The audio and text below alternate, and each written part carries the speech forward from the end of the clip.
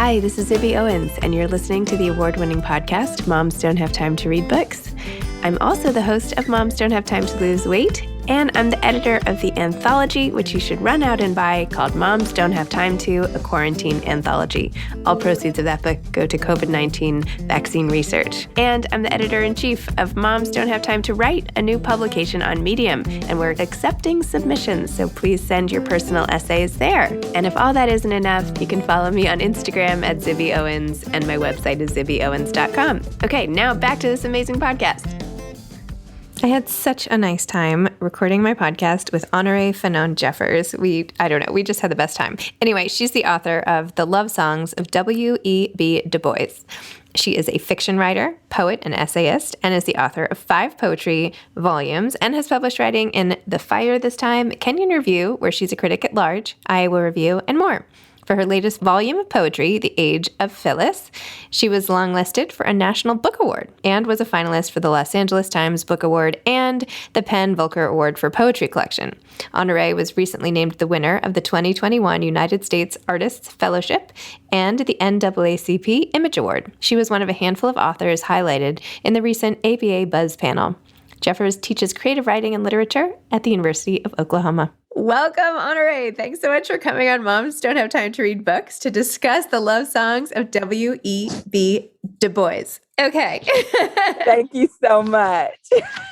Oh my gosh. First of all, I just feel like I should say congratulations, because your novel was this sweeping epic of a family over time, interspersed with all these other sort of historical allegories, scenes, like quotes, for a masterful 700 pages. Bravo. Let me just start with that. Thank you so much. I did my best. You did your best. Oh my gosh. And you come from the poetry world, all these awards and accolades and everything. Why, how did this book come to be? Well, I've always written little stories from the time that I was a little girl. And then when I decided, that I was going to take the leap and become a real, quote unquote, real writer, right? Because that was back when I thought you can only be a real writer if you publish. But now I just feel like it's different. If you do it for yourself, it's fine. Remembering Emily Dickinson didn't publish anything in her lifetime and we worship her. But I'm a poet, and I went to graduate school to train for poetry. And while I was there, even though it was in the Deep South, it was in Alabama, everybody was from the North or from California or whatever. We didn't have any Southern teachers, any of that. So I was lonely. And so I just started writing these little stories about that reminded me of my childhood, but not taking anybody's real life because you don't want to get sued. But also, I just don't know if it's ethical to do that, right? And so I started writing little stories, and then it just, took off from there. Oh my gosh. Wow. Years later. Well, you created your main character, Ailey, who I just felt so attached to after you took us through so much of her life. And, when all these things started happening to her and her grief and and Lydia and all this stuff in her. I mean, I just feel like you just took us on such an emotional roller coaster with the story. And I just wanted to read, if I could, just one of these scenes about Lydia and some quotes and everything, if that's okay, just a little piece. Yes, of course. So you wrote, and my mother wrote to me, and Lydia is my favorite character, I guess. But anyway, and my mother wrote to me about Lydia. Was she dead? And if so, shouldn't she feel it inside?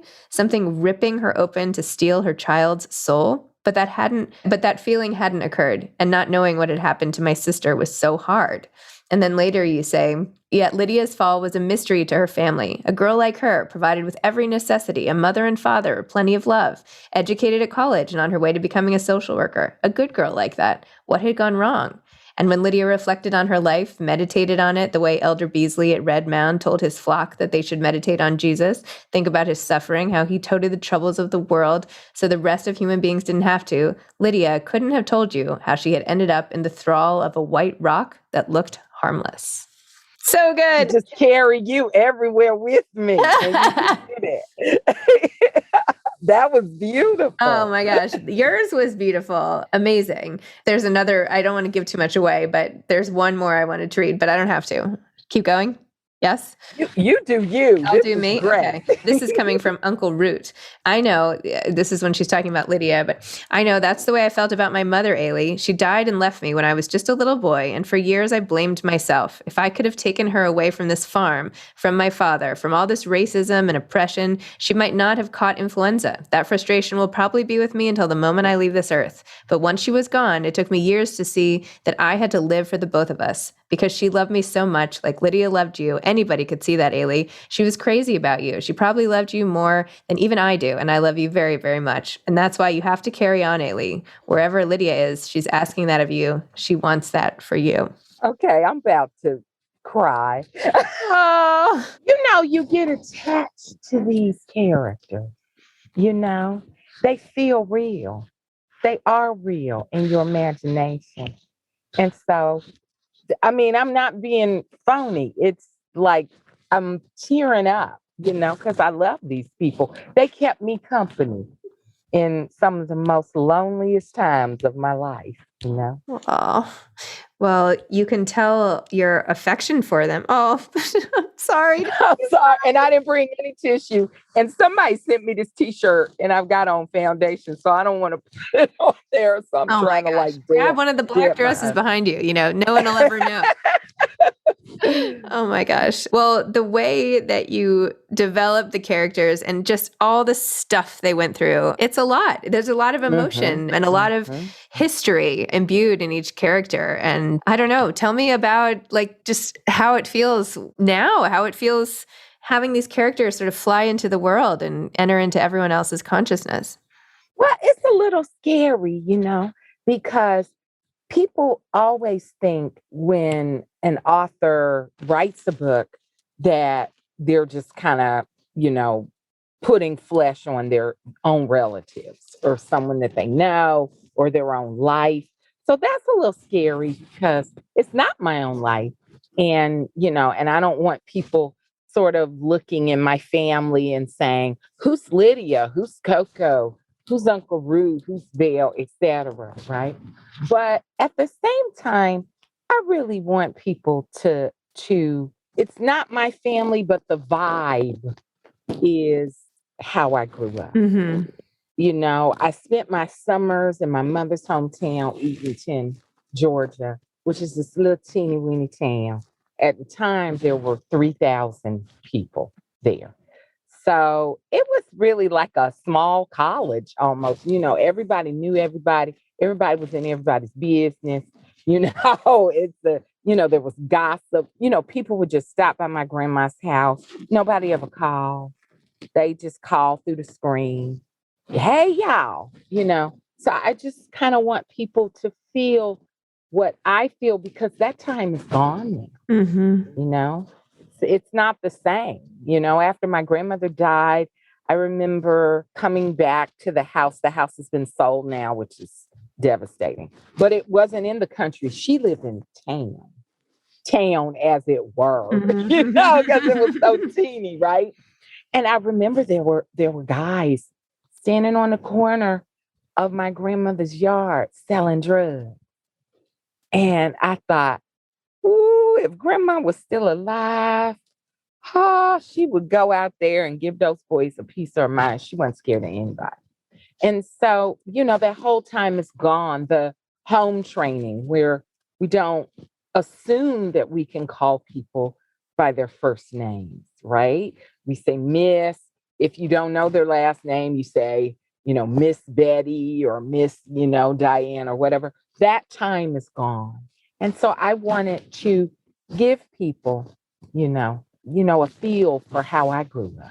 Wow. Well, not to make any leaps, but the character of Gandhi and what he does to the girls, did you go through something? You don't have to talk about it. Was that from personal experience? Did you see that in families you knew, or where did that piece come from? Because the way you wrote about it, and even how you don't quite find out till later about some of the, it all kind of like unravels, and some of it they don't even realize is weird, right? Like when something happens to you so young, can you even acknowledge it as sexual abuse if it's just what's happening, right?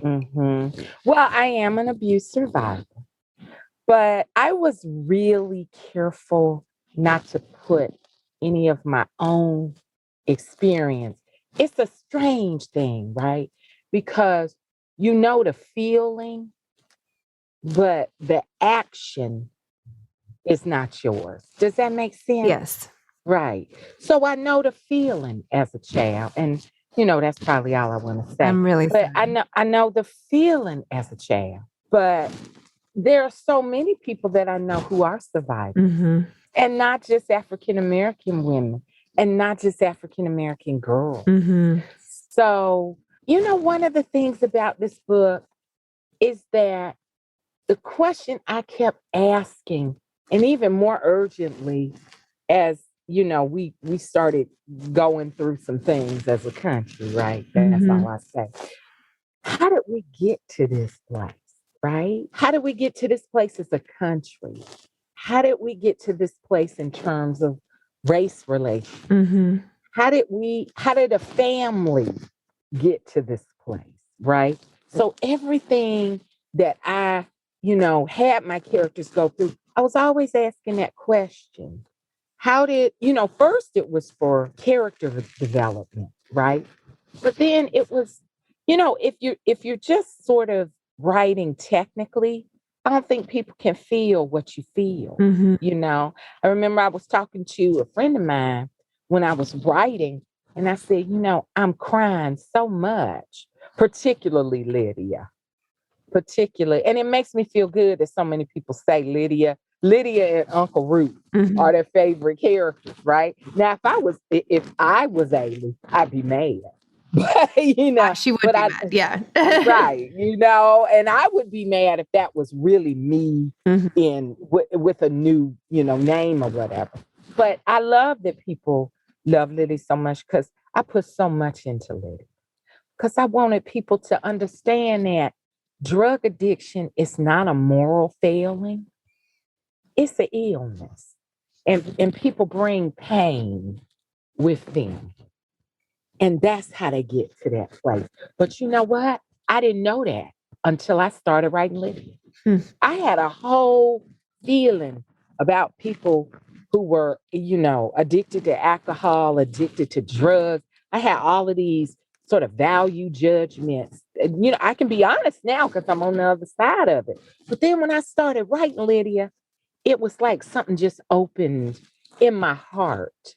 And I wanted people to feel that same way because we're going through a new way. Yep.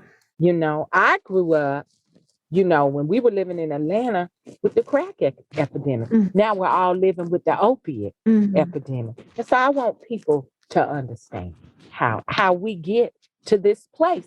And then the same thing with the abuse. Why does somebody tolerate, something that anybody can see is abusive or wrong? How did we get to that place? Yeah. That's what I wanted to know with everybody. Wow. Beautiful. Well, Honorée, I don't get it because you are obviously such a special woman and sensitive and emotional and insightful and obviously you are so lovely. A beautiful writer. No, I mean so it. Much. So why are you having all these lonely parts of your life? Why these lonely times? Well, when I was writing the book, I lost a lot of people. I'm gonna try not to choke up. So there was a lady very well known in poetry circles, Lucille Cliff. She was a poet and she was a well known children's book author. And she was my second mother and my dear friend and my mentor. She died in 2010. And then my sister died. No, my best friend James. So you'll see his name in the dedication. He died in 2011. My sister died, Cece. We call her Cece. C don't need, but we call her Cece. She died in 2014. And then my marriage ended in 2015. So it was a lot of pain.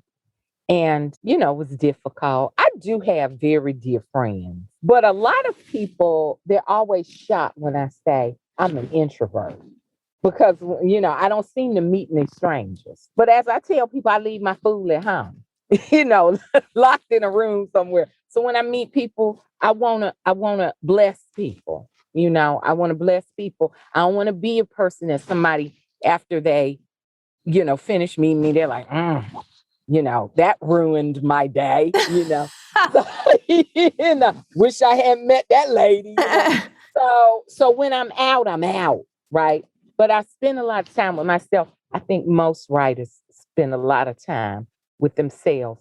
But there are people that I dearly, dearly love. And when I love very hard. And so it was devastating, you know.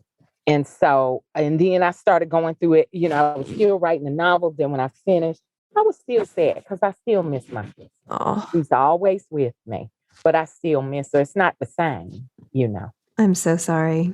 I'm so sorry. Thank you for saying. I've lost a lot of people I love in my life as well, starting in my 20s. And I'm so sorry. no, it doesn't always get super, it never gets that, nothing ever replaces the people that have been lost. No, it doesn't. But somebody said something because a friend of mine passed away. We weren't close, but you know how you have those people you just adore and you don't see him often, but every time you see him, it's just like no time has passed. Yep. And he passed away and he hadn't been sick or anything.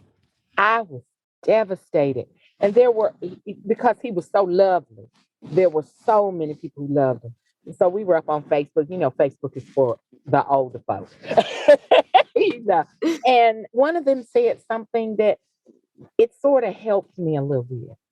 And she said, grief is what we pay for love. Mm. So if you don't really love somebody real strong, Yep. you just get past, and you can love strangers. Mm-hmm. I love Toni Morrison. Today is the anniversary when she passed. I still hurt when I think about I never got to meet her, Mm-hmm. and I still miss her. So that's the thing. If you really love somebody, it's really gonna be a hurting thing when they pass away. It's true. I had someone on my podcast, I can't remember who said it, but a quote that helps her a lot, which has since helped me, is God never wastes a pain. Ooh. Which I love. And so I put it on write that down as soon as I get off the podcast. I put it on a sticky and it's on my computer, and I don't know. It's just, I don't know. It helps. Some of these things. It does. It helps. And I'm a faithful person. I don't try to shove my faith down people's throat. I think that's obnoxious. But I do. I'm a faithful person.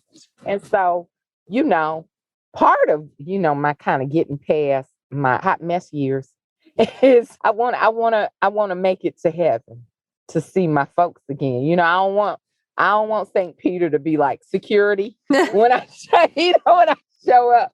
So, so I am. I do believe I'll see them all again. But for now, I miss. Oh. So what are you doing with your writing now that this big project is over?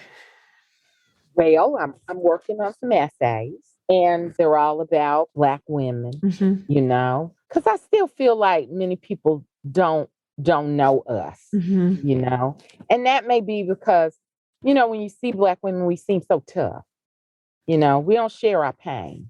We always are keeping it together, So I'm writing about that. And then there are some Chickasetta stories because I miss them. So I want to talk to them again. and then of course I'm always writing poetry. I'm always writing poetry. I wake up with a poem in my head, 2, 3 o'clock in the morning. I write it down. Sometimes when I wake up, I'm like, ooh, this is horrible. And then sometimes I wake up and I can't even understand how I wrote it down. So I'm writing poems, and I'm just real blessed. things are real busy now and I'm a little tired. But I always remind myself, I prayed for this, you know? And so I'm just trying to be in gratitude. Wow. And I'm off teaching this year. I really miss my students, but I'm off teaching this year. My university was kind enough to, give me this time off to, publicize my book and work on some new things. And so I'm doing that. And then next year I'm back in the classroom. Wow. Where nobody's impressed with me.